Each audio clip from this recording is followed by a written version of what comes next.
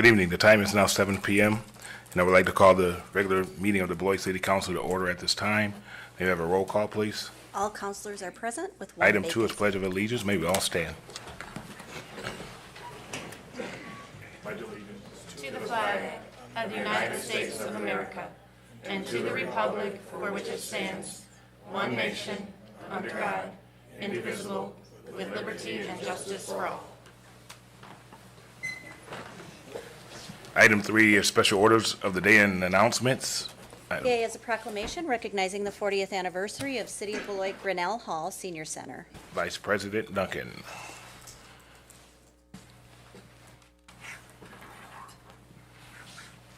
Can I have Paula Shute to come forward, please?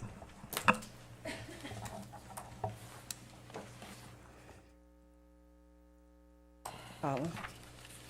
This is an official proclamation from the City of Beloit recognizing the 40th anniversary of the City of Beloit Grinnell Hall Senior Center.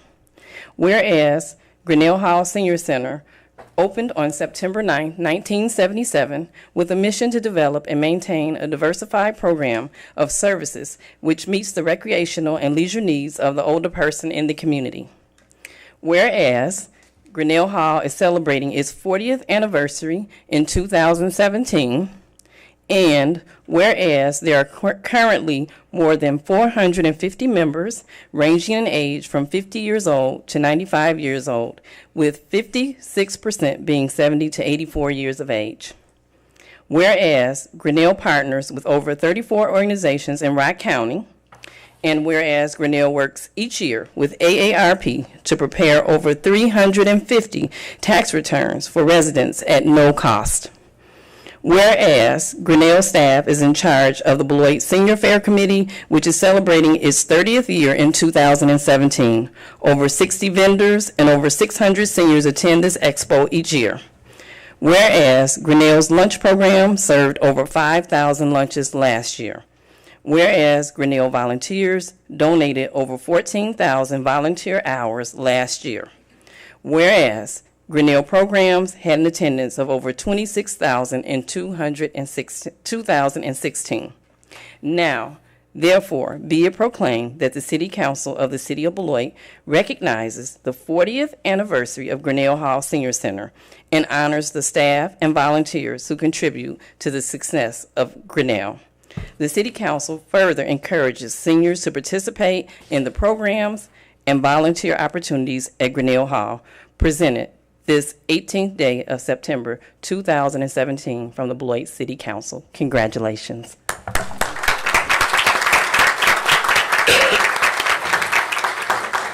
Before we leave the podium, you may want to say a few words, Paula. Thank you. I just want to say I'm very honored to be at the head of Grinnell Hall. It's had an amazing history. The whole building and the way it started out is incredible, and I find it fascinating. So I'm just very, very honored to be a part of this, and I'm very honored to be an employee of the City of Beloit. And once again, I would like to invite all the City Council members to our celebration next Monday at 1 o'clock. We'll be very happy to have you there. Thank you so much. Thank you. Thank you, Paul.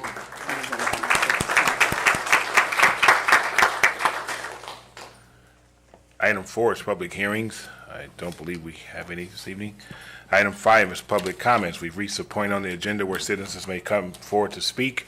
We do ask you to limit your remarks to 3 minutes. I will not cut you off right at 3 minutes, but I'll give you a friendly reminder that you have approached that time. We do ask you that you refrain from personal attacks on council and staff. If in fact it starts going down that road, then I will call you to end your remarks immediately. We want to keep things professional and moving forward. We do have individuals that completed sheets. If you did not have the opportunity to complete a sheet, you can still speak. The first person that we have is Danielle Hamilton. And as you come forward, if you could state your name and address for the records, please. Hello, I am Danielle Mickelson Hamilton. I live at 805 East Azalea in Beloit. And I'm here today with the word for the council and you, Miss Luther. See, this past week I've been personally hurt by these false accusations of theft of free golf. I am a graduate of the top 3% of my class of 1999 from Beloit Memorial, and I was awarded a full tuition scholarship to Beloit College. Although I did not graduate from Beloit College, I went on to earn an associate's degree in accounting and my bachelor's degree in business management. I am now a mother of 4, working from home and raising my children to have the same values and morals that was instilled in me by my parents. You see, my father is the hardest working man I know, always striving to do better than he did the day before, going above and beyond for his city, helping his friends whenever needed, and keeping up with his neighbor's lawn and shoveling because the neighbor's sick, and he's been doing this for years, even after he's been plowing for hours. This man loves his city and his job. My parents taught me to live by God's word and obey his laws, and stealing is a big no-no. This past week I have struggled to understand how, Miss Luther, you could slander my dad's name and defame his character. He's a great man. And I thought to myself, I could Google her name and see what comes up. But it was in these moments that God began to change the situation. See, God says in Romans 28, and we know that God works all things together for the good of those who love him and who are called according to his purpose. Then, attending church yesterday, the message was about being bold for the kingdom, ambassadors in Christ. That's what we're called to be. We are commanded to do these things. And there were 2 verses that stuck out in the service. The very first one was 1 Peter 3:15-16. But in your hearts set Christ apart as Lord. Always be ready to give the defense to anyone who asks you to account for the hope and confident assurance that is within you, yet with the gentleness and respect, and to see that is your conscience that is entirely clear, so that every time you are slandered or falsely accused, those who attack you or disparage your good behavior in Christ will be shamed. The next one was Matthew 5:9. Blessed are the peacemakers, for they are to be called sons of God. Blessed are those who are persecuted because of the righteousness, for they are heirs of the kingdom of heaven. Blessed are you when the people insult you, persecute you, and falsely say all kinds of evil against you. So, I am here today to give a message from God to you, Miss Luther, and the council. I want you to know I forgive you, and you are worthy of forgiveness from the Almighty God. See, it says in Romans that we all have sinned and fall short of the glory of God, and for the wages of sin is death, but the gift of God is eternal life through Jesus Christ. And whoever calls on the name of the Lord shall be saved. As I sat at church, the Holy Spirit moved in me, saying I had to share this message. He reminded me that as my own fleshly being, I was sinning, to want revenge, you see, and the truth to be revealed. I was in sin. You see, we all sin. I am thankful to know that I have a Redeemer who sees me pure, just because I have Jesus living in me. So, Miss Luther and Council, he is calling you all to his altar. God has much bigger plans than you know for this city. But it starts with you.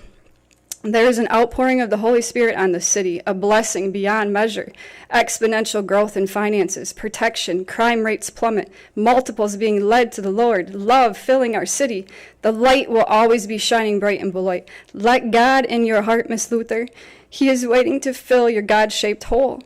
Then, only then, can you be the leader he has led you to be. Hold on. We need to be. Let me caution you.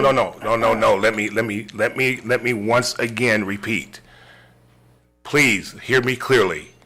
We will not, under any circumstances, have anyone come down here and attack people. We're not going to have it. We're not going to have it. When you start talking about people, they don't have God. You do not know that, ma'am. And I don't mean any disrespect, but we cannot. I will not allow this evening to come down and attack. If you have a statement to make about your topic, make it general enough that we are not attacking individuals. Please. But that's please what hear was me clearly. attacked in the But news. what I'm saying is, if you have something about if you're saying something about the golf course and the fees about the golf course, then keep it on that topic and leave names and individuals out of it. Then that Please should have been hear done to it the clear, others, everyone. See? Your time is expired. Your time is expired. There needs to be a Okay, rectification. your time is expired though. right now. Okay, that's fine. Do I make myself clear? Does everyone understand? Because if it continues, then we can move forward without public comments. This is not how we run a meeting, people. This is not how we run a meeting. And I will not, as president of this council, sit here and accept it. I'm telling you again, I will shut it down and I could close public comments if this continues. Gerald Hoy.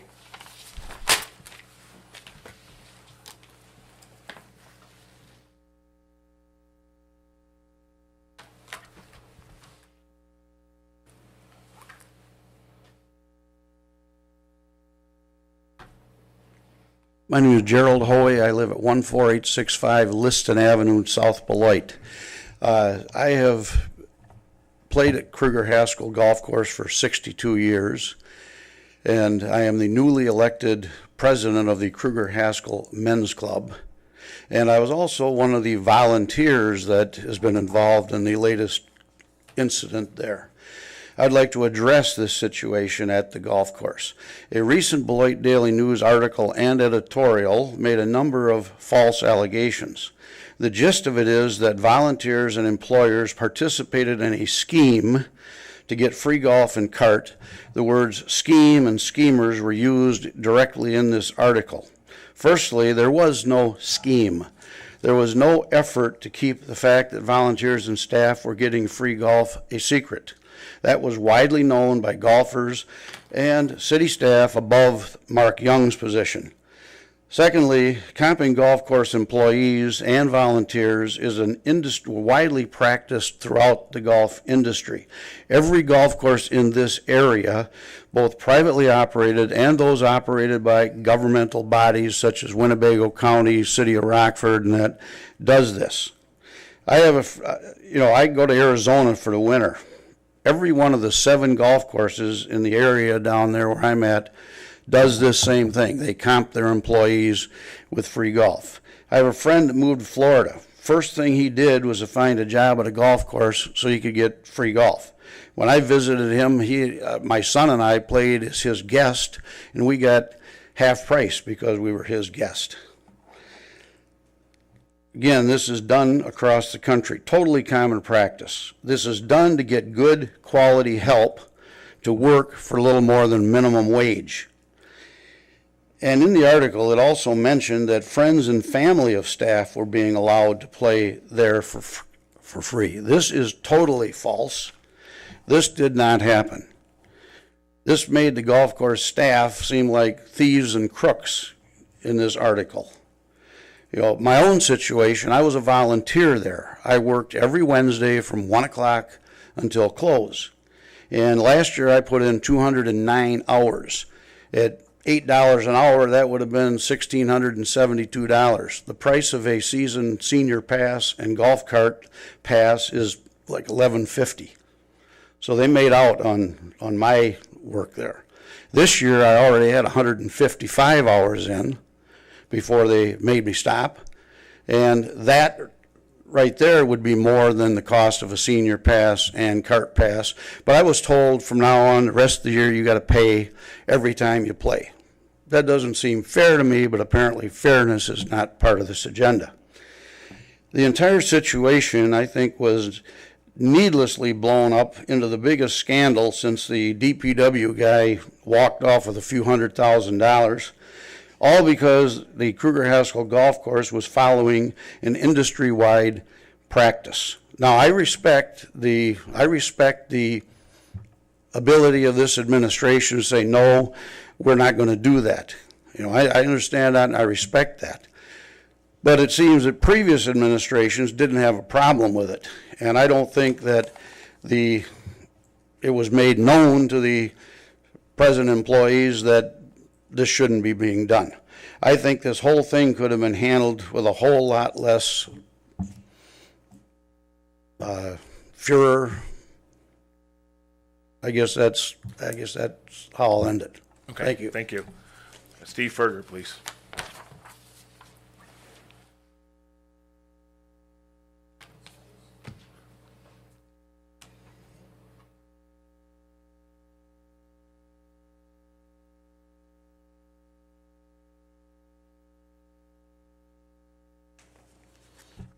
My name is Steve Ferger. Be honest, I'm not a resident anymore, but I do spend about 6 months a year here, and I own a house at 1617 Arbor, and I spend a lot of time there. I'm here in reference to the golf course and the article that was in the paper. I won't reiterate some of the things that have already been said.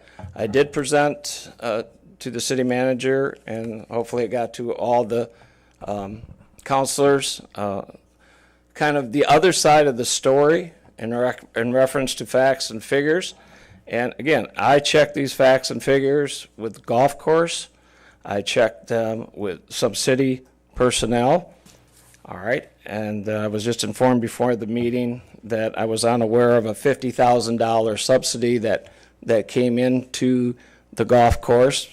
Obviously, it apparently isn't listed as part of their budget, so it must be listed under revenue that I was not aware of. But many of the claims made in the newspaper, and I will second and third this, were very slanderous towards our volunteers, Mark Young, and our other employees at the golf course. And personally, I've felt, along with a number of other people, some comments from the public about the cheaters and about the schemers at the country club, or excuse me, at the golf course here in Beloit at Kruger Haskell. I'm not here to talk about that. That's for someone else to deal with. What I did do is present you the alternative facts and figures as I know them, and as I have spent probably about 25, 30 hours researching these. I also have intimate knowledge as to how the golf course works. I've been playing that golf course for over 60 years, much like Jerry, or close to 60 years. But I also have worked there since I was a kid.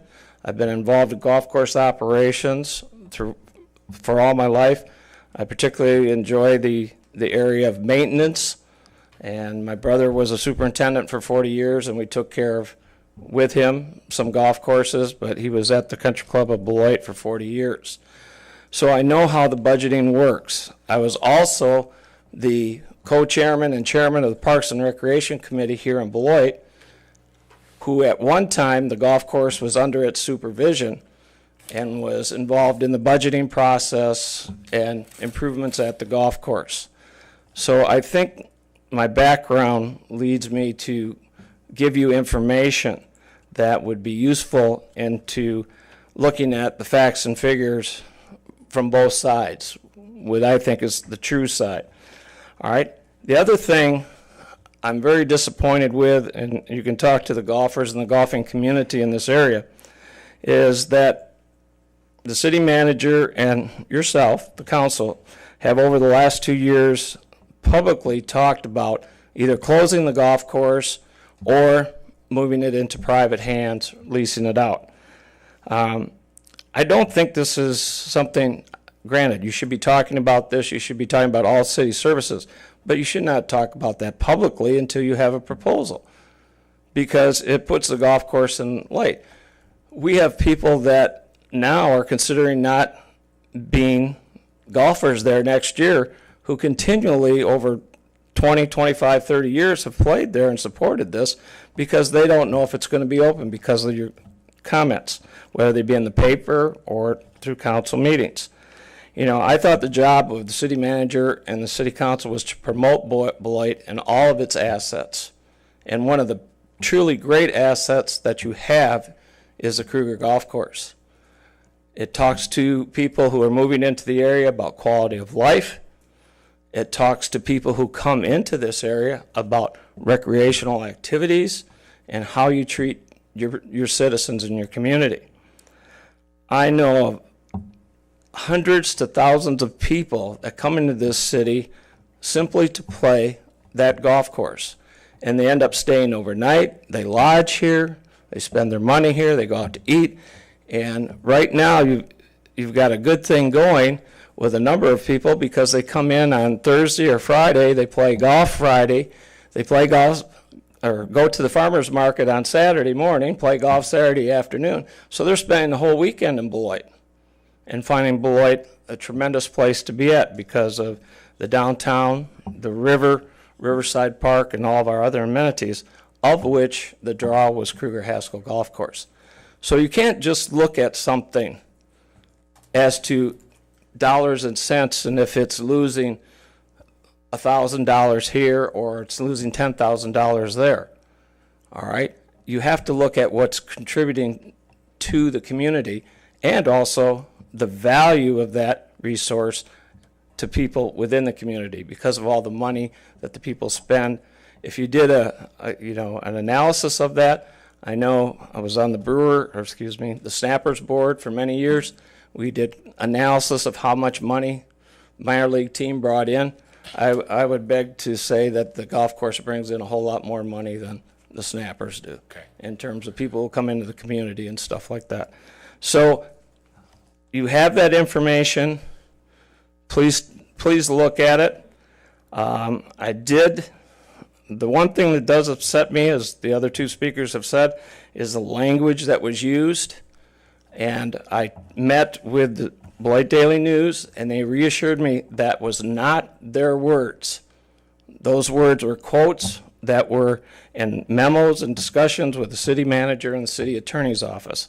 And I would think that the city's attorney's office would know a whole lot better than to use that type of language when referring to volunteers, workers, or your employees. So take this information. Another thing that's important for me is when you divide some of the numbers, the golfers don't know where you came up with these numbers. One is that if your high-end loss of $111,663, if you divide that by the number of rounds that was stated, you come up with an average round of $41.35. Doesn't make sense. We don't have a round like that. We don't even have, the average daily fee isn't close to that. So where did that number come from? Was it to inflate it, to infuriate some other people, or to make the city look good or bad in one way or the other? So please take the facts that our men's club and I have presented to you. Do your due diligence, and hopefully both sides of the story can be told, because the city of Beloit is getting a heck of a deal because you have these volunteers that are promoting the city of Beloit and the golf course. You have your workers who take pride in that facility. And since we have Mark Young here and Donnie Mickelson here working at the golf course, our golf course has never been in better condition and has never been respected and seen in the light throughout the state and the state line community as it is today. Okay. Thank you. Thank you. What I'm gonna do is ask the, as far as the $50,000 piece, if the city manager could address that, please.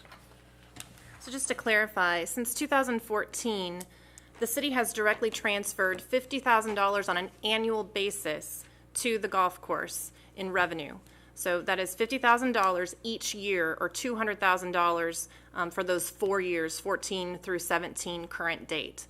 So that was required by the auditors because the outstanding amount that had been transferred or advanced to the golf course from the general fund was so sizable that they indicated that the enterprise fund could not continue without a direct subsidy from the general fund.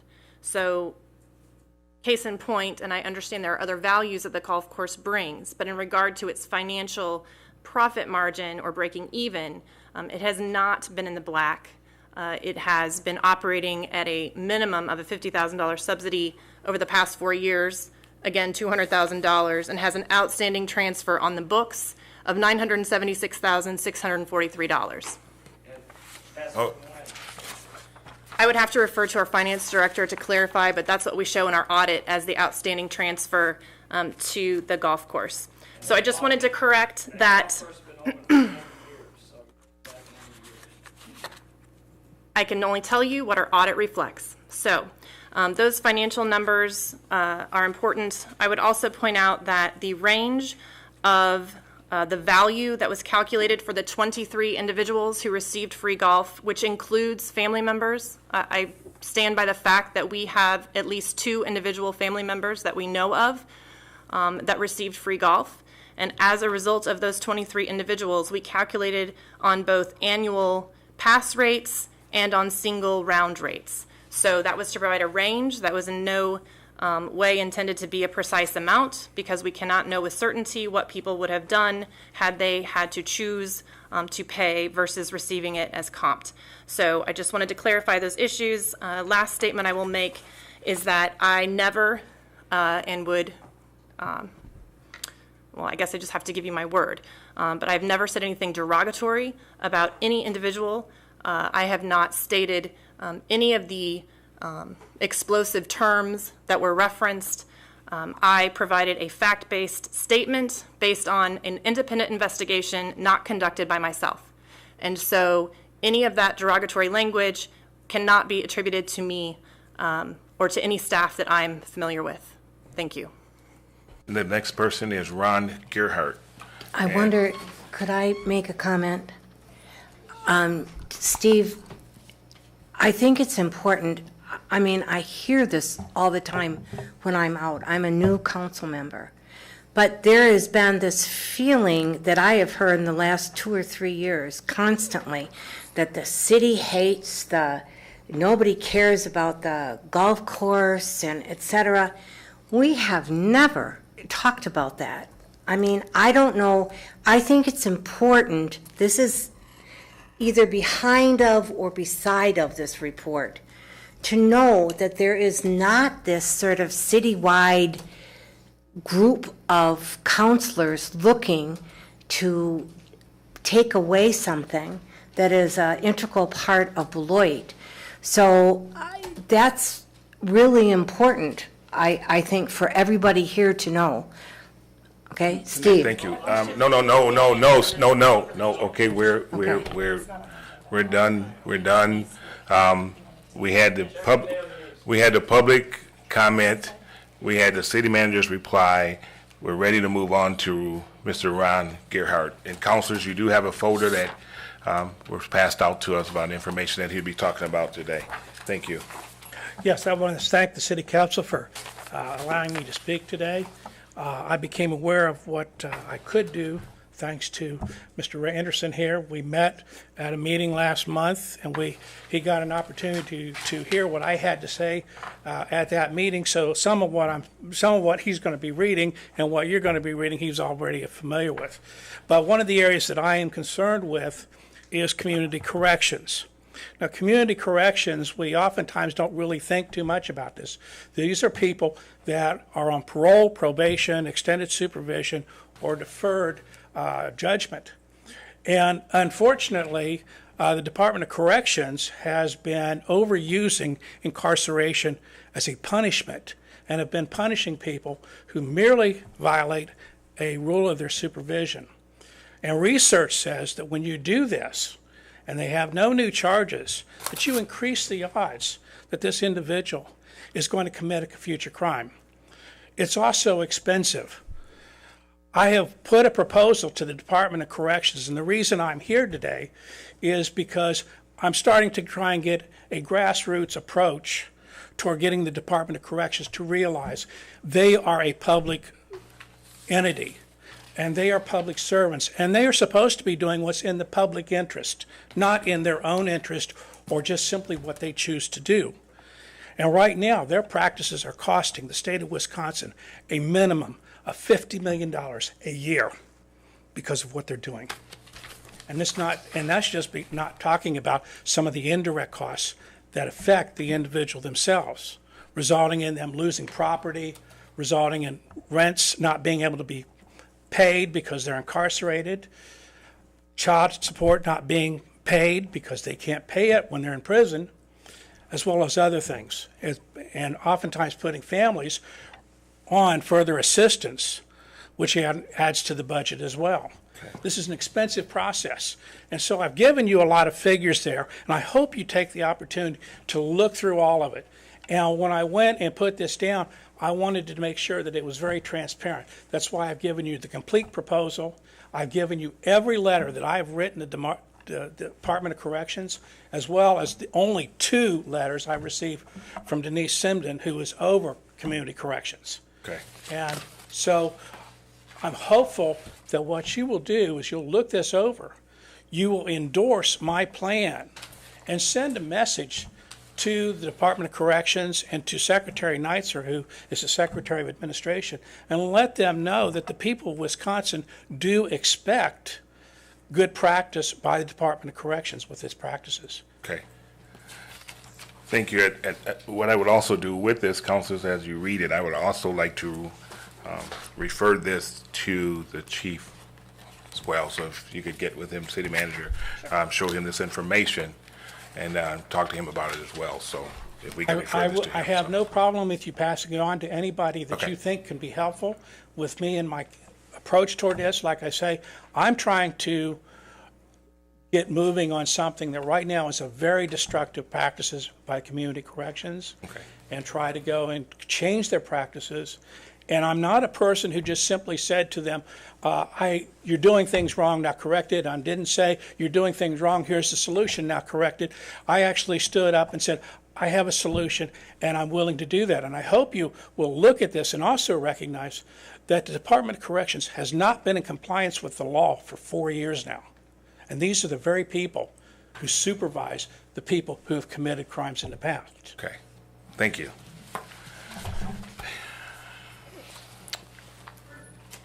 Prisha Gustina. And we also have information from her that was passed down. Please state your name and address for the record, please. Hi, I'm Prisha Gustina. I live at 1313 11th Street in Beloit by the golf course. And 20-some years ago, we bought that house because it was by the golf course. I love the golf course, even though I don't golf, but I love it.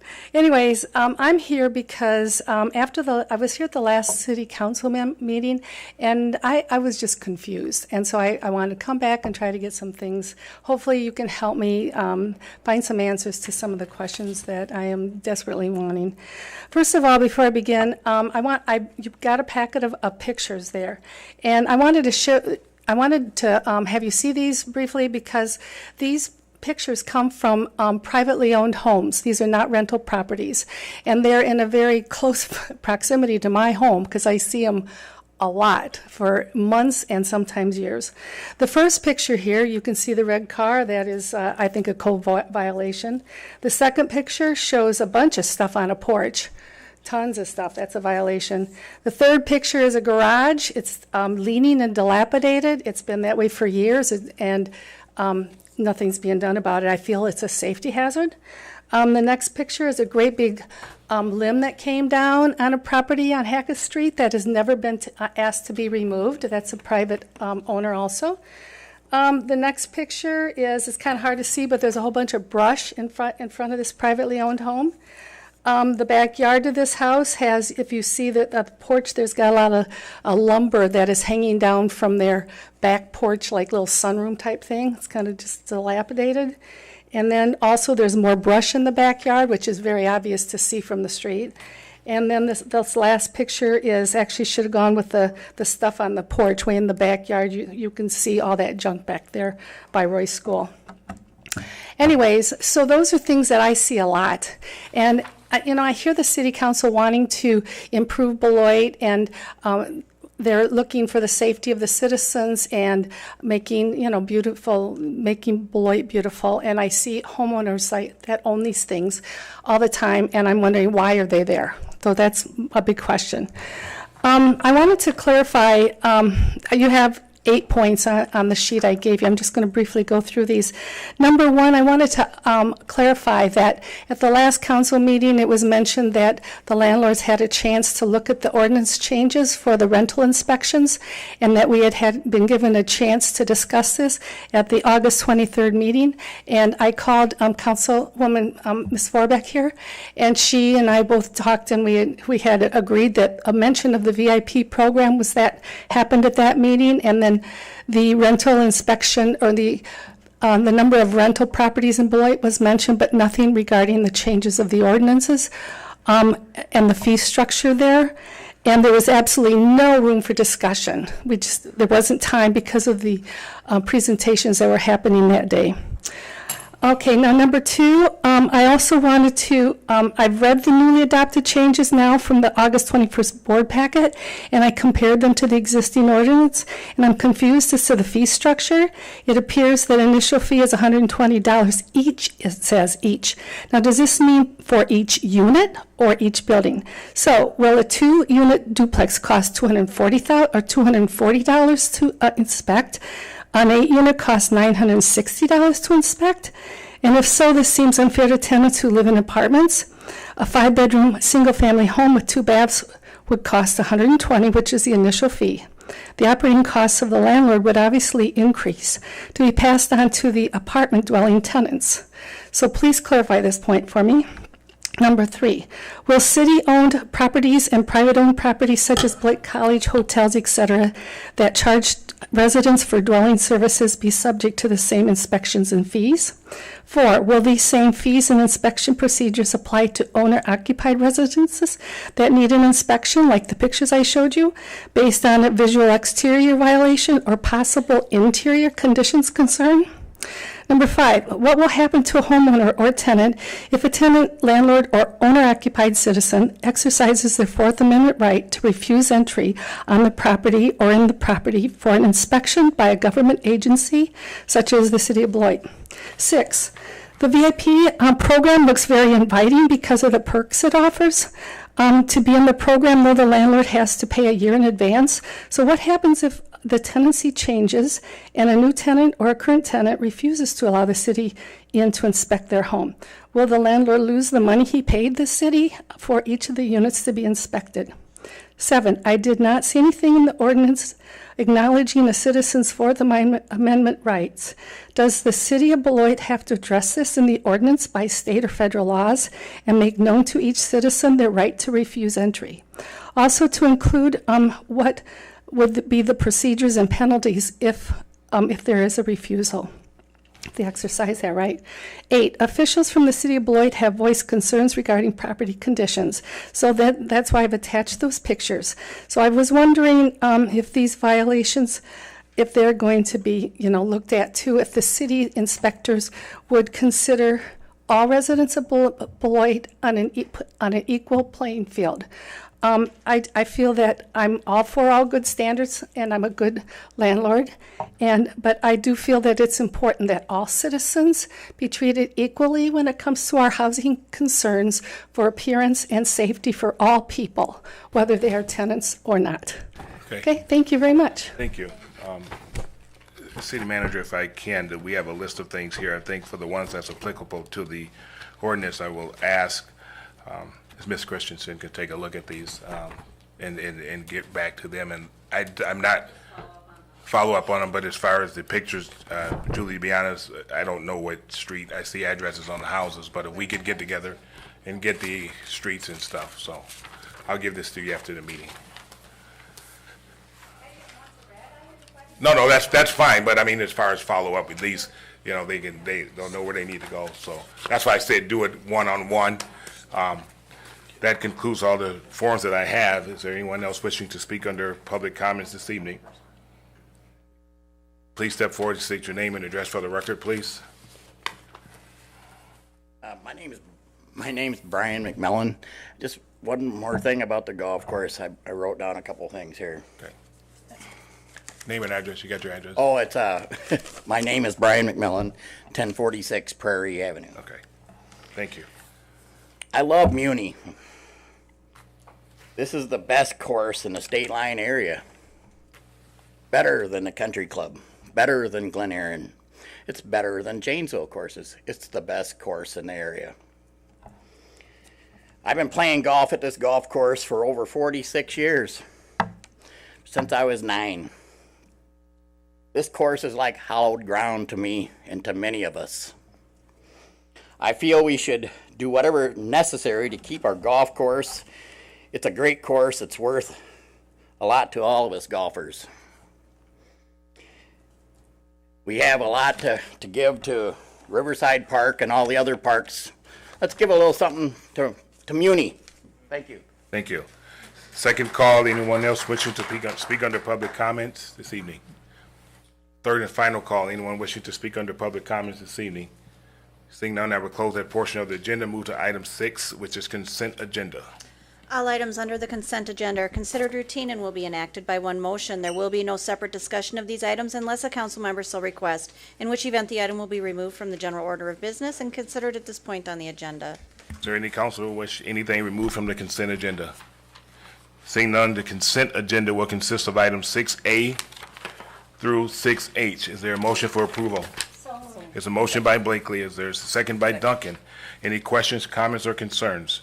Hearing none, the consent agenda, it has a motion and a second. All those in favor of approval say aye. Aye. Any opposed? Hearing none, the consent agenda passes. Item 7, please.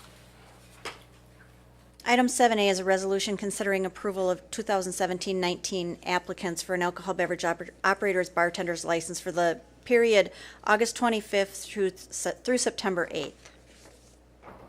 You have 7 new license applicants in front of you, all recommended for approval. There were no denials in this round. Is there a motion for approval? Motion by Dunkin, second by Forback. Any questions, comments, or concerns?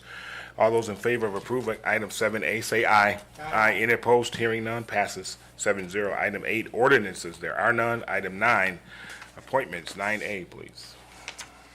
The individuals named below about to be named have been nominated for a seat on a city board, committee, or commission. Each nomination is subject to confirmation by the city council. Approval of appointment will be accomplished by one motion unless a council member requests to take up a nomination separately, in which event the nomination will be removed from the general order of business and considered at this point on the agenda. Appointments this evening to the Landmarks Commission is Chris Gallagher, replacing Ellen Joyce to a term ending October 31st, 2017. Rebecca Moffett, replacing Marianne Carroll as East Side Representative to a term ending October 31st, 2019. To the Park Recreation and Conservation Advisory Committee, incumbent Mike Charmita to a term ending September 30th, 2020. And to the Traffic Review Committee, incumbent Mike Ramson to a term ending September 30th, 2019, and incumbent Thomas Nee to a term ending September 30th, 2019. Heard their appointments. Is there a motion to approve the names? Motion by Dunkin. Is there a second? Second by Forback. Any questions, comments, or concerns on said names? Councilor Vice President Duncan. Just, I was at that appointment review committee meeting, and I just wanted to mention and open it up and encourage citizens to please take a look at our City of Beloit website. There are a lot of committees, and we have a lot of talent in our community, so I would just encourage people to please take time to just look at our website and to consider volunteering on one of those committees. Thank you. Thank you. There is a motion and a second on the floor. All those in favor of approval say aye. Aye. Any opposed? Hearing none, passes 7-0. Item 10, council activities and upcoming events. Councilor Anderson, please. Thank you. I only want to mention 2 things I did this last week. One was on Monday, the occasional Monday that we didn't have a special meeting. I attended a school district listening session, and what they did was really interesting is they broke us up into groups based on what we wanted to really discuss with them. The one that I attended was about community engagement. I thought that was a really big thing because they want to see how we can get people active in the community. Yeah, Nick's nodding his head yes, he was the one running it. It was really good to see how we can get people involved in the city of Beloit. The last one I attended was about the classroom environment. Discipline issues, that's a big one that keeps popping up when you mention the school district, and just discussing what's going on and why and what reputation we see from this community to the schools was pretty eye-opening. There was a lot of open discussion, and a lot of school district staff sat in attendance, and a lot of them ran it, and I hope they continue to do that because it's obviously the step in the right direction.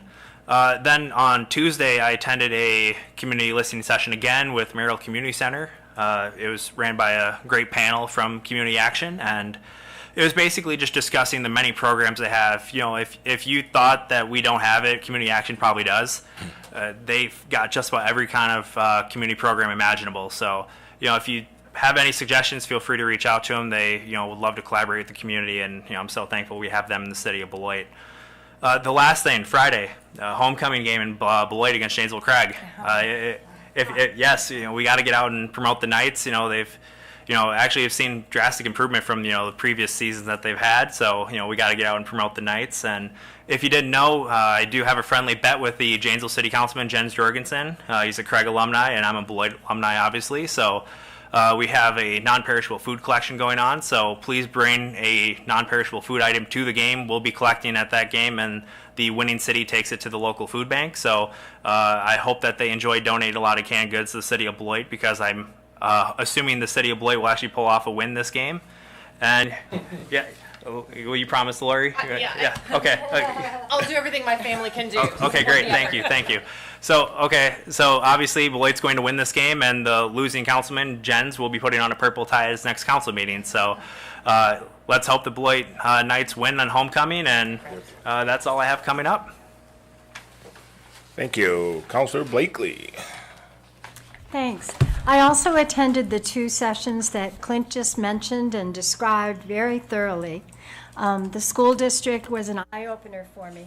It was the workshop that evening was focused on the achievement gap, and there were several breakout sessions that were really great learning opportunities. You said so much. You really did a great job. Thank you. I can save my voice. and the next evening, the Community Action Center's listening session at the Merrill Community Center was really worthwhile. I was very impressed by the work they're doing over there and the 20 different programs that they oversee for our community.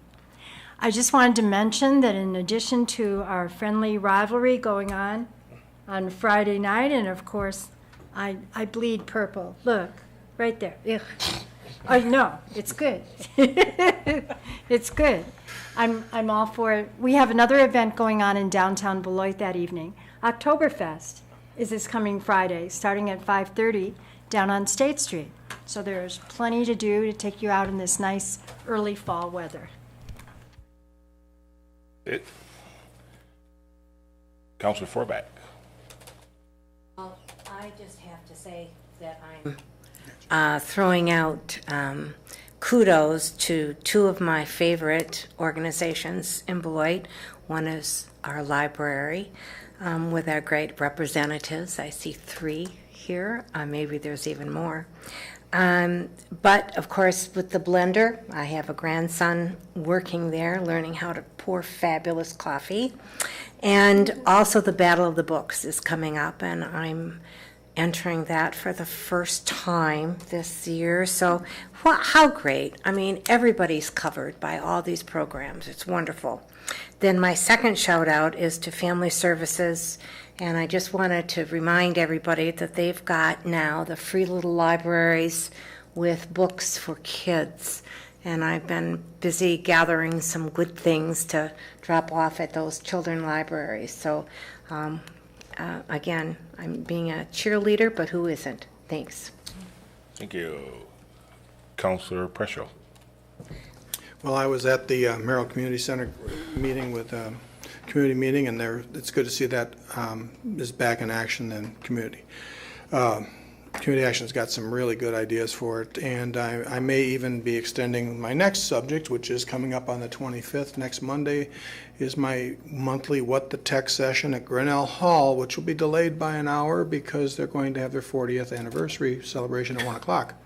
So I'll be there for that, and then following that. And I offered the Merrill Community Center to give that a shot over there on my other Monday that I'm not doing anything, or Tuesday, whatever it might be, because I think it's good to have. There's serious demand for people. We have like a dozen people show up at the Grinnell Hall for getting their tech questions answered. So it's really nice.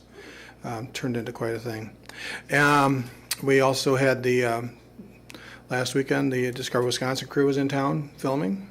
And that was not a robot. That was actual guy carrying a camera on his shoulder. And they were down there. They headed out to Beckman Mill, and in the afternoon they came back downtown and did some interior shots in the later afternoon on Saturday. They're coming back 1 or 2 more times. I think 2 more times. I think they're coming back this weekend again. Anyway, they're always surprised to see it. This crew had not been doing filming in Beloit before, so this was new to them. So that was kind of interesting. And they got out to Beckman Mill and were shocked that there was so much to cover. It took them a lot longer than they planned. So anyway, there's that. I am also the council rep on the golf course committee. It's too bad they left, but anyway, I will be there Wednesday morning at 7 a.m. Coffee needing, but I'll be there to hopefully it'll go okay, smoothly. I just want to put out there, because I didn't get a chance before. I was in the meetings last year. I heard the quote in the paper. I heard Lori say it herself. She doesn't want us, we can't afford to lose the pool. We can't afford to lose the golf course. They're too important. We got to find a way to make them work. She wasn't, I don't know where they get this idea that we up here have got something in for those entities. We just got to make them work. And a professional operation has to have a professional plan and professional management. And that's what all this comes down to. I'm really sorry it came to this. And it just deeply saddens me. I know a lot of those people. I was on the Parks Commission for 6 years. And I wish it could be otherwise. So I wish I could have said something earlier. But I will be there Wednesday to answer their questions. If anybody would like to come along and enjoy coffee, bring some, please. Anyway, because last time they were out when I got there. Anyway, thank you very much. Vice President Dunkin. Okay.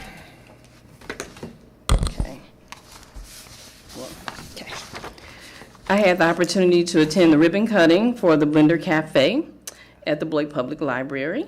And then earlier this evening, along with my colleagues, I stopped at 800 Wisconsin to tour Derek's house. So I would just like to commend Community Action, Rock County, and Eric Rip Williams for all of their efforts. I also had the chance to eat at one of our new restaurants on Milwaukee Road, the Firehouse Subs. It was great, so it's an exciting time for Beloit with all our new projects and restaurants in the community, and I'm looking forward to even more. And great job to our Purple Knights. I'm wearing purple tonight in celebration. Congratulations to Curtis, who threw a 69-yard touchdown pass, and to the team. Way to go. Also, a very happy retirement to Paul Martin for his nearly 30 years of service to the Beloit Fire Department. I see you in the audience, Paul. Thank you so much for your service. There was a great article in the newspaper, and I know that you will truly be missed here. So, I'll end it with that, but I just want to add, let's continue to pray for the people in Florida, Texas, and the islands. That's all I have. Thank you. I would just like to say also congratulations to all the retirees for the fire department, and then in the city if we have any. Truly our employees, you know, sometimes we just look at them and say they come and get our garbage, they put our fires out, but I think all of our employees do an outstanding job. They're professionals in their job and they take it seriously, and I just want to put that out there. Congratulations to everyone who's retiring and all the ones that's still hanging around. Putting up with us 7 people down here. And sometimes it can get challenging because we have a lot of questions, and those are the individuals that we go to. But I also see a great improvement in our customer service over the years, that we have staff that really takes the time to answer citizens' questions and stuff. So I really appreciate the work that everyone, the city staff is doing. We're wishing everyone well in the homecoming celebration. So I'm going to be speaking to all the high school kids that's watching right now and all of the parents. We know it's a tradition during homecoming that you go around and you TP people's houses and trees. Please, this year, I'm seeing, and kind of happened to me when my kids was in there, TPing is bad enough because it's a lot, but please refrain from throwing eggs and that kind of stuff at people's homes and cars, because that is vandalism. And if someone was to report that, you could definitely get in trouble for that. I'm sure the chief was up there to agree. If someone were to call and say, I have students throwing eggs at my house, that can do major damage to cars.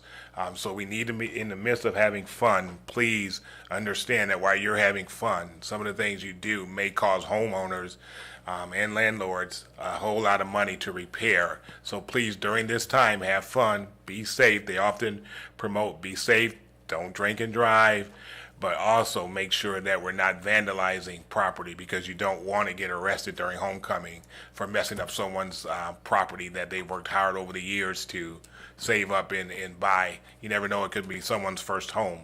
And eggs and chocolate and flour does damage to people's homes. So please be mindful of that. And if anyone you have students or you see this going on, please ask them to stop. And I just noticed on Facebook today, there is tons of comments from parents asking students not to do it. So it seems as though that it's increasing. So I just wanted to put that plea out there to the students and the parents.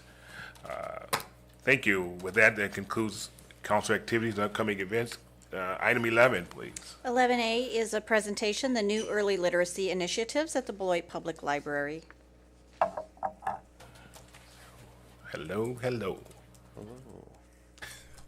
So, Mr. President, councilors, City Manager Curtis Luther, thanks for this opportunity. As Director of Beloit Public Library, I am always proud to get up and start tooting our horn, or as Councilor Forbeck said, give shout-outs to the library staff on all the great things that are going on. And we're going to talk about early literacy today, and one of our resident experts, Jenny Schomber, she's the head of youth services at Beloit Public Library, is going to talk about something that libraries have been doing all along, which is early literacy, but it's really becoming the salient issue in education. Everyone is recognizing more and more that you have to lay a strong foundation in the early years, from birth, 1, 2, 3, 4 years old, before they ever get into the schools. There has to be a strong foundation in reading, in word acquisition, vocabulary, all those kinds of things.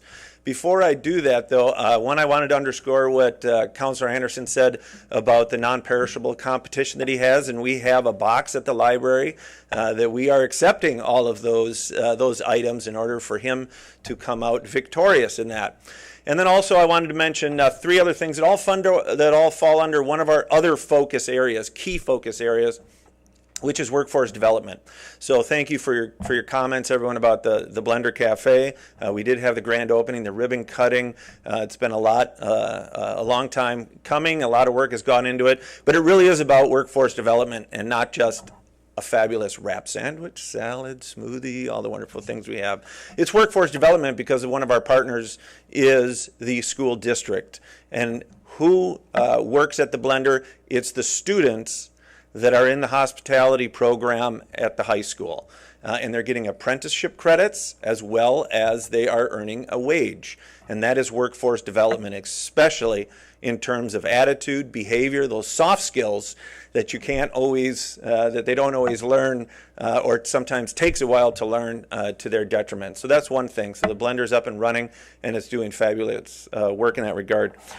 2 other. One is the State Line Literacy Council. So they have been providing their classes at the Beloit Public Library, English language learning classes, since last spring. And they just started up again with their new semester. They have over 40 students learning English. Almost all of them are Latino, with Spanish as their first language, but we also have a Russian Russian native speaker and also a Chinese native speaker.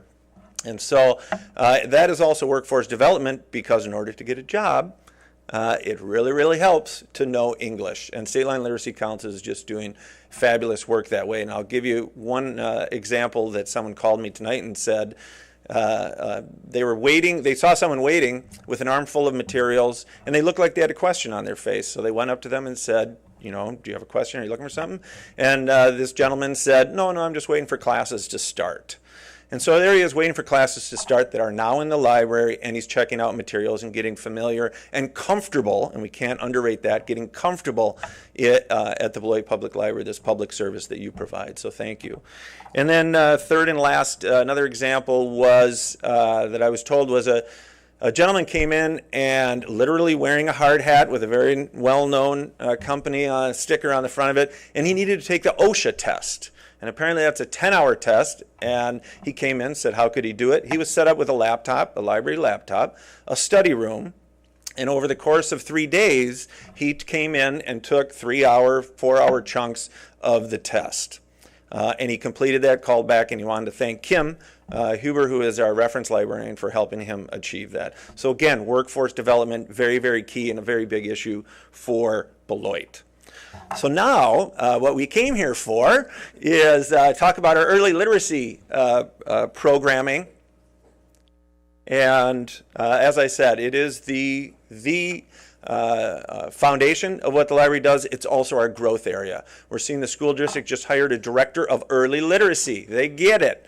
And we've already been meeting and working along with them to figure out how we can partner more on that and how the public library can really be that foundation for them.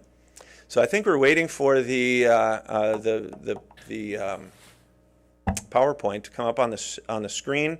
And then while the PowerPoint is coming up, I just want council to know the city manager is going to get us copies of the presentation, so she'll be back with. But you can go ahead and start. Don't wait. Okay. I have to wait for it to come up before I can click. I think it's coming right now. And it started really this started, I'll tell you that it was in 2014 that the Arrowhead Library System, our regional library system, invited in Dr. Depesh of Saria, which many of you have seen one way or another because he came in, librarians called him in and said, we want this expertise at the regional level. It was so impressive. We had him come into the library, invited people from all over the state, educators. They came to the library. A couple people that were there at that one also are involved with family services. They invited him in turn to the Family Services Annual Luncheon last year.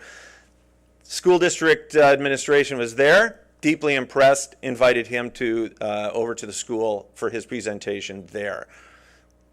And this is Dr. Nafsaria.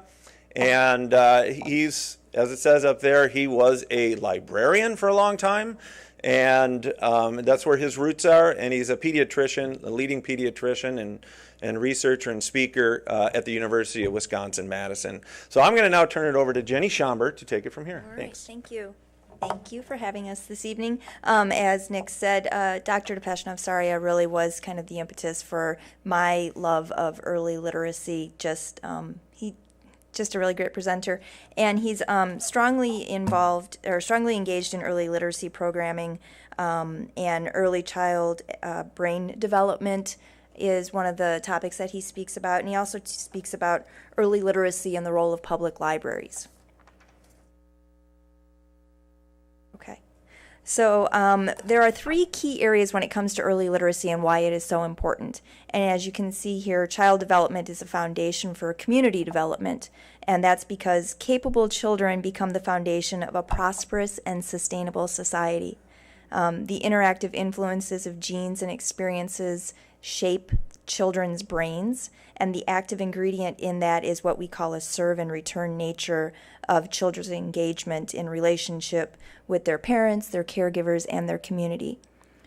Brain architecture really is built from the bottom up with simple circuits and skills that provide scaffolding. They build on each other, and that brings in more advanced circuits and skills over time.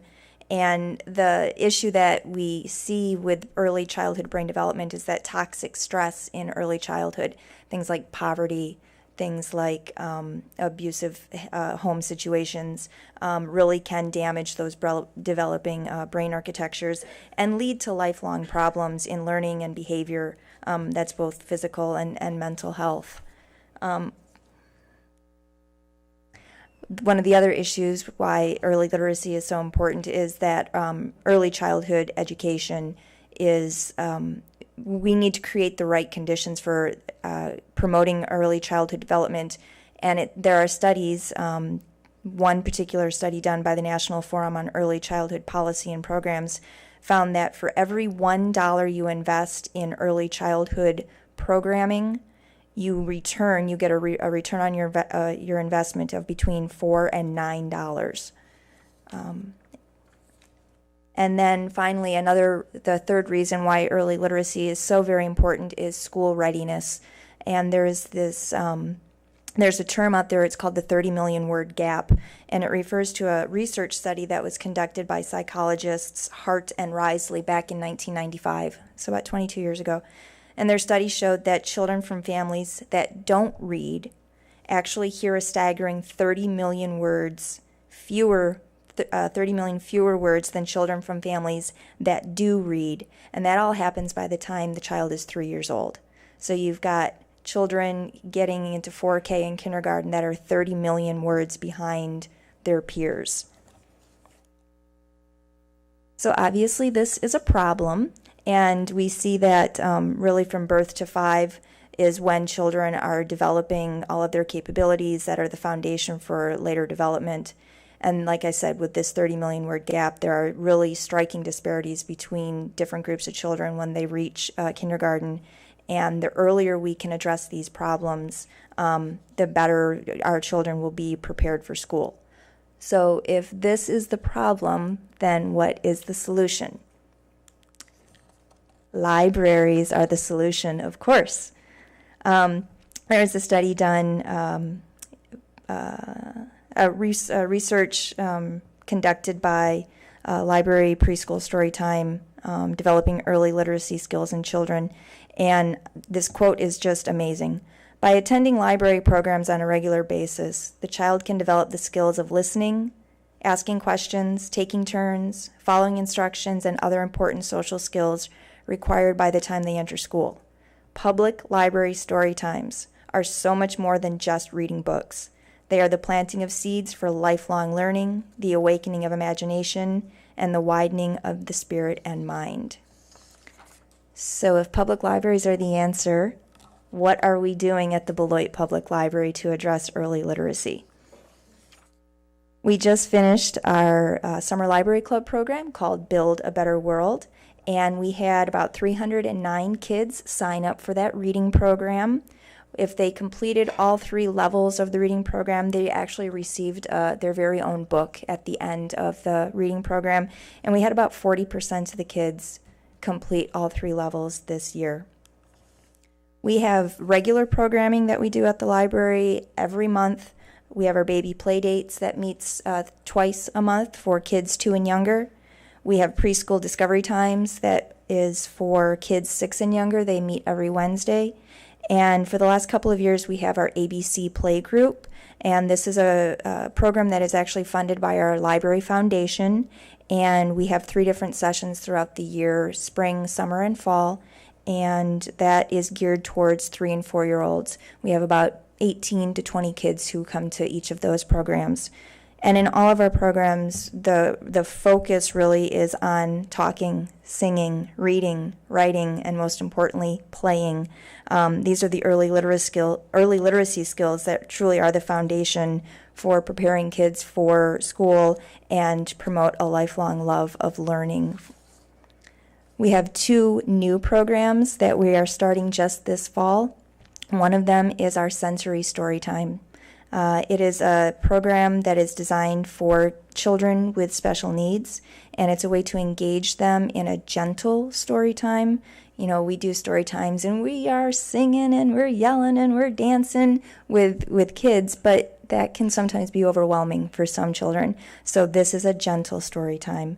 And really this sensory story time came about, I had a family that was coming to our ABC play group, and they brought their 9-year-old son who is on the autism spectrum.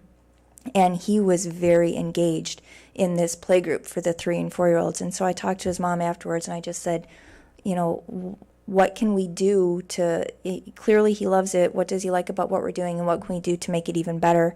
And a lot of those ideas that came from that conversation is what we've incorporated into our sensory story time.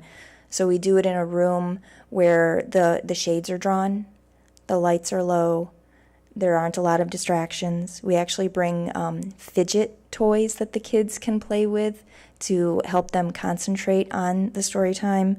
We do a lot of repetition in the story time, and it's a very open environment that lets kids leave if they need to. If it's just getting to be too much, they can walk out. We incorporate a lot of play at the end of the story time, and it really is a situation where families can socialize. Not only the kids can socialize, but the parents can socialize. And we just had our first story time this past Friday, and there weren't a lot of people there, but we're growing. And the mom was just very appreciative, actually, of the fact that she was the only family there, because her son was really able to focus in and get a feel for what the story time will be, so that he's even more comfortable next time. And then finally, the last new program that we have is something called Parenting Connections. And this is a series of workshops that will provide resources to caregivers of children with special needs. And so our first program coming up next Monday night is our resource fair. And we have several different community partners who will be at the resource fair, and they'll be offering their services to families with kids with special needs. And some of those include Family Respite Care Services, the School District of Beloit, Southern Regional Center for Children and Youth with Special Care Needs, the Autism Society for South Central Wisconsin, the Hedberg Public Library, and the Beloit Public Library. So those are just two of the new programs that we have coming up at the library, again, focusing on both early literacy and literacy for kids with special needs. So I will turn it back over to Nick. All I want to do is just hopefully leave you with confidence that we are listening to what the public, what the taxpayer wants and needs, and the sensory story time is really a great example of that. That's one where when Jenny had that conversation with the mother, she was able to respond right away rather than saying, we'll put it on our list of things that we want to do, that we want to look at, and instead was able to turn on a dime and say, here's someone with a need right away, and that also identified as others have those same kinds of needs. And as she said, helping with the transition to the regular programming that we have. So I just think it's fantastic. We have a great staff there, and we'll keep doing what you want us to do. So thank you. Thank you. And Good job, good job. Before you sit down, Nick, I want to say that. Don't go away. Nick, I want to say thank you very much, and thank you for that story about what you can do for somebody. It's refreshing to see our response being a really, what can we do for you? And that's great customer service, and that's what we like to see, and I appreciate that. Thank you. Thank you. Thank you. And I just wanted to add something too. Before you leave, Nick. Don't go. Yeah, don't go yet. I just want to thank both you and Jeannie for all the work that you're doing. We're really thinking out of the box, and that's a good thing. And now I can get my grandkids off of their phones and off the video games and get them to the library, and we can even grab a bite to eat. So thank you. That's right. That's right. I love the fact that the library is such a full-service operation, and now you're extending it even further with the sensory story times, and also with that workshop day you have coming up. Congratulations on that. Very worthwhile programs. I love to come in and stop at the blender, mostly check out the various materials, ask a question at the reference desk, and enjoy being around all the little kids who come in with a family member, just to see their joy at being there and to realize how important the library already is in their lives. So thanks again for all your hard work. Thank you. Nick, don't go. Nick. Feel Come on, Nick. I mean, what is going on? I mean, is there a game on tonight or something you're trying to get to? Or something? Gee. I always like to poke fun at Nick. So my last thing is for those of you who don't know, Nick is an expert on bow ties. As some of you know, I started wearing bow ties. So I said, Nick, I'm going to be like you. I'm wearing a bow tie. 45 minutes later, with the lecture of the bow tie, how it's supposed to look, I said, forget it, Nick. I was trying to change my look, but you got to make sure it matches your face. And it's not. That's right. I was like, Nick, never mind. I just wanted to wear. I didn't know there was a library educational piece on bow ties. So I just wanted to let you know he has another hidden talent. So don't ask him a simple question because he's got a response for it. But I want to commend for the wonderful job just you and your staff are doing at the library. When I go in there, it's always busy, and then with the new cafe in there. So hats off to a job well done, and just keep doing what you're doing. So for once, I'll give a 2-word answer. Thank you. Anything else for Nick before he leaves? Okay. Good job. Seeing none, item 12, please. Item 12A is a resolution dissolving tax incremental financing District Number 5 and authorizing the city clerk treasurer to distribute excess increment to overlying tax districts. Mr. Miller. Good evening. So TID 5 is the commonly referred to as the downtown TID.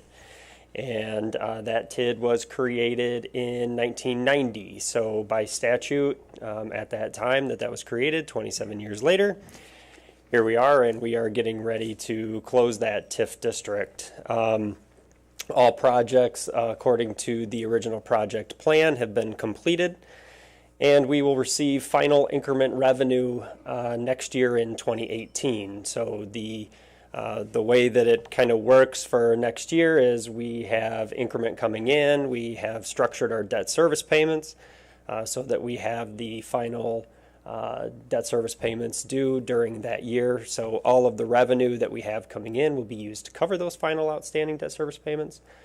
So I would not anticipate at this point any additional or excess cash to be remaining in the TID once it does close. But stranger things have happened that there just might be, but I would not anticipate it at this point. But we won't know until we actually do the final audit next year. And so before you tonight is the resolution, which is just the first of many steps that we'll take between now and the next 6 to 9 months to finally close TID number 5. I can take any questions if you need. Is there a motion? There's a motion by Anderson. Is there a second? Second by Blakely. Any questions, comments, concerns? Mark, Councilor Preschel? Is there anything financially, what's the final line on that? We really won't know until the final audit's done next year. Okay, I mean, because this TID officially we stopped dispersing from it, what, 2 years ago, was it, or? 5 years ago. Was it 5? God, it seemed 5 like years ago. The seemed like it expenditure wasn't that long ago. I know. Time flies when you're having fun. Sure, okay. Any other questions or comments? Seeing none, there is a motion and a second on the floor. All those in favor say aye. Aye. Any opposed? Hearing none, passes 7-0. Item. Happy birthday. It's not your birthday? I wish it was my birthday. Just make like it is. Then. But it's not. It is not his birthday. It is not. It's in May. Close enough, I guess. Okay, 12B. 12B is a review of applications submitted for vacant seat on Beloit City Council. Selection of finalists to be interviewed on September 20th and review interview procedures and determine order of interviews for selected applicants. So tonight we have the opportunity to, as we know, Councilor DeForest, she moved away, so we're in the process of filling her seat. We will be doing interviews on the 20th, and I believe it's at 6:30 at 2400 Springbrook. Is that correct? 6:30? Yeah, 6:30. Tonight what you will receive is the procedure that we will follow on the 20th. You'll also receive a list of the questions this evening and also a list of the candidates. Now, the questions and the procedures, we will cover this with the candidates on Wednesday. The questions, you are receiving those today because if you have anything that you would like added to there, we need to have it to the city manager by noon tomorrow. We will not discuss the questions this evening because we have some candidates that's here. And if we start talking about the questions, they will know what the questions are, and we do not want to give them a heads up. We want everyone to be treated fairly. So the questions that you have here, please take them home. They're confidential. If you have any changes or any additions you would like to make to the questions, please have them to the city manager by noon. If after noon, she can go ahead and print the final copy that we will be talking to or asking them on the 20th. I'm going to also ask that as we leave tonight, since these are confidential questions, I will ask the city attorney, since she sits on the far left, to just kind of peruse the dais here as we leave to make sure there's no questions left behind. We just want to make sure that everyone is treated fairly. We have applications. It's been publicized who people applied, so please take this information, take it home with you, study it. But we do have the procedures, and I think we'll cover those on Wednesday. We can do it tonight. We can cover the Okay, so the procedures basically is when the applicants arrive. Each interview will last for about 15 minutes. They will have the opportunity to give a 1-minute opening statement and a 2-minute closing statement. We will rotate in asking questions. So each one of us will take a question and we would rotate it. The applicants, once they arrive, will be put in a room separate from the interviewing room. Each applicant, once they arrive to the interviewing room and have completed their interview, they can remain in the room. But you will not be in there while we're asking the first set of questions until after your interview. So you won't have privy to that information. After that, the council will go into chambers or go into another room and discuss the interview process.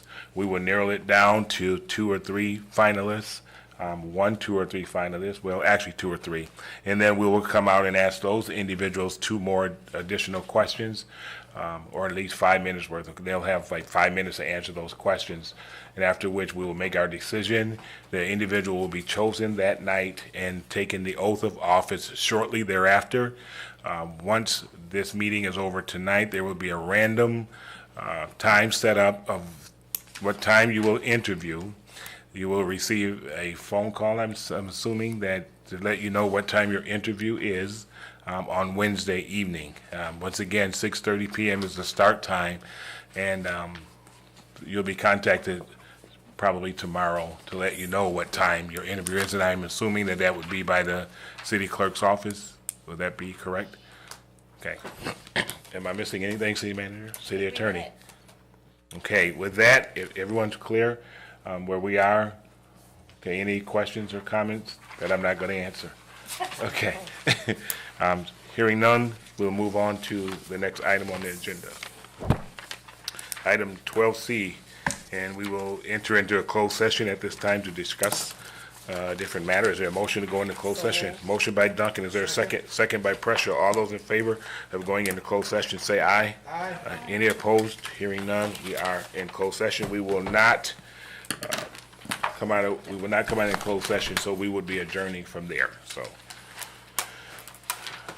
thank you, thank you, thank you.